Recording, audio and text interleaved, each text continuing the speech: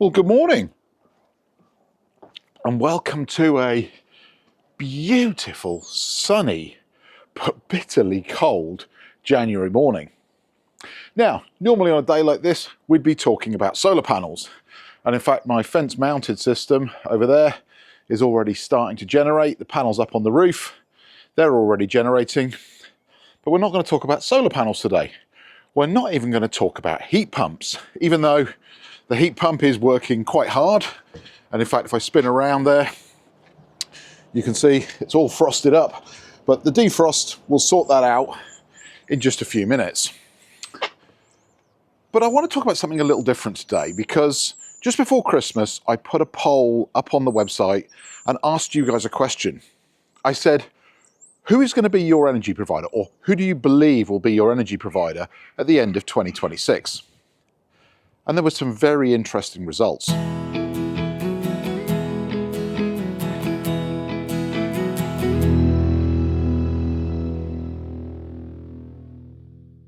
So I've decided to come back into the warm. It's just a little too cold outside right now. But as I said, about 10 days ago, I put a poll on the YouTube homepage, or my YouTube homepage, and asked you who is going to be your energy provider at the end of 2026. And we had about 810 people actually vote in the poll. Now, YouTube polls are a little limited in that they only let you have 4 options. So I gave you 3 options, and I gave you an other and asked comment. So with that, we had another 50 people comment, with companies that aren't listed in the primary 3. And the results were really interesting. Now, if you're just here for the results, let me give you the TLDR straight away. So 88% of those people that voted said they were going to be with Octopus at the end of the year, which is just a massive win for Octopus. 50 comments, of those 50 comments, other vendors were mentioned, and we'll go through all of the details of that in a moment. So with 810 votes and 50 comments, I think we've got a statistically meaningful data set to have a look at.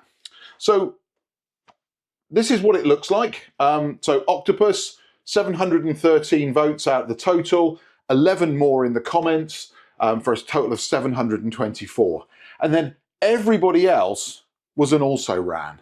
And again, some of these providers, Ecotricity 1, Utility Warehouse 1, Fuse 2, Tesla Energy, who don't exist right now, got 2 votes there, Scottish Power 1. But this just blew me away. Before we get too engrossed in the data, let's establish a couple of questions. Is the audience of my channel predominantly Octopus customers?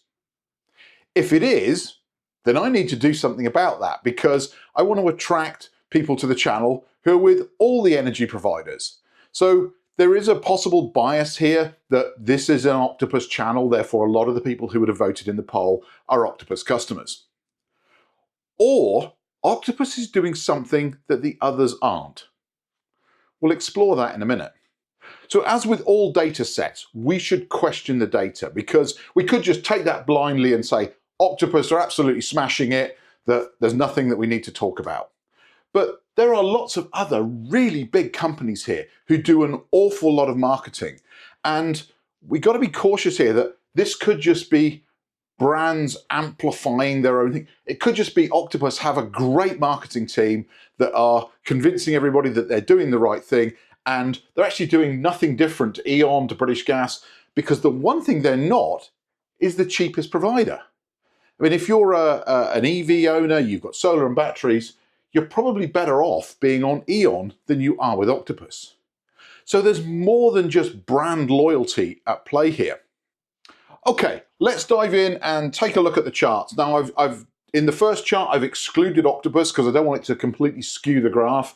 But you can see there that E.ON obviously did reasonably well. I mean, nearly 50 people voted for E.ON. And actually, E.ON are one of the cheaper providers. If you are looking for the best price, then E.ON with their NextDrive platform really is a good choice. British Gas came in with about 24 votes. And as you can see, everybody else, onesie, twosies. And then those were people who commented, who said they'd already voted. So I just wanted to segment those out over there. We did have one vote for off-grid. Now, I don't know if they're in the UK, but I don't actually know anybody in the UK who is 100% off-grid. Now, it's difficult to do because as soon as you go to your energy provider and say, just disconnect me, there's all sorts of processes, because what they don't want to do is be seen to be disconnecting somebody and find that that person died in a cold house in the winter. So going off-grid in the UK is quite difficult to do. Okay, let's introduce Octopus into the mix here. And as you can see, it just destroys the rest of the graph. It's almost impossible to read along the bottom there because so many people said that Octopus were going to be their provider at the end of 2026. Now, if I'm Greg Jackson and I see this, that's got to be a positive indication that he's doing something right. Now, the question I would ask here is this just blind loyalty? Is this people saying, I like the company I'm with, they're doing okay, they might not be the cheapest, but I'm just going to stay with them? We all know we do this. We get our insurance renewals, we just let it renew because we're too lazy to go and look somewhere else. I'm guilty of that myself. But this just seems way above any of those kind of errors that might be introduced, that it could just be brand loyalty, because the comments about E.ON, about Good Energy, are that they are really great companies. People are very, very happy with them. So why are we so heavily skewed towards Octopus?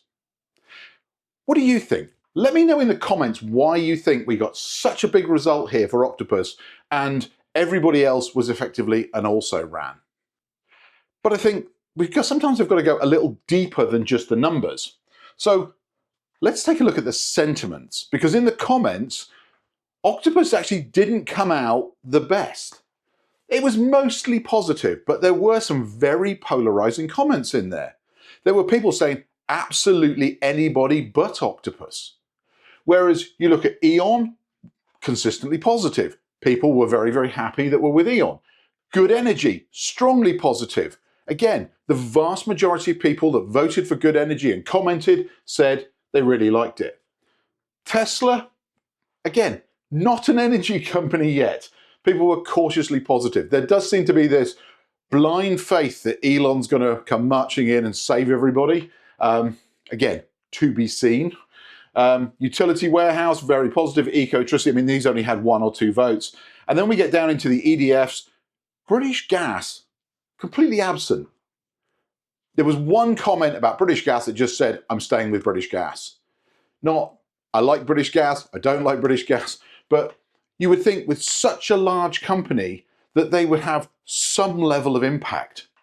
And again, then we get into Fuse, Scottish Power, and Off-Grid. So I think to kind of wrap this up, what I'd really like to do is ask you, why do you think Octopus have such a lead?